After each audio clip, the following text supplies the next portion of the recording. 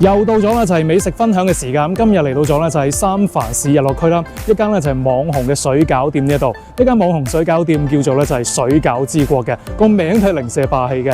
咁啊啱先咧，大家通過呢個畫面咧，見到咧現場咧排晒隊啊，究竟係點樣網紅法咧？咁而家咧就試一試佢哋嘅呢一個水餃啦。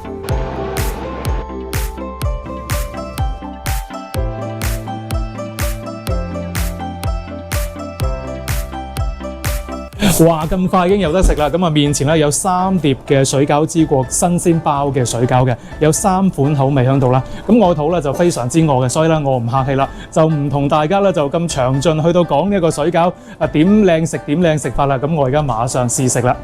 咁啊食水餃咧，當然啦要學翻呢個北方啦，要點翻啲醋嚟到咧就係調下呢一個水餃嘅味道嘅。嗱，呢個水餃咧，喺北方嚟到講咧，就非常之有意思，非常之緊要嘅。水餃咧就似呢一個金元寶啦，咁所以咧佢哋咧過時過節啦、冬至啦、過年啦都會包呢一個水餃嘅，寓意咧就係話呢一個團圓嘅意思。呢個水餃咧就係啱啱點咗呢個醋啦，咁因為點醋咧就可以提鮮呢一個咧就係水餃嘅口感嘅。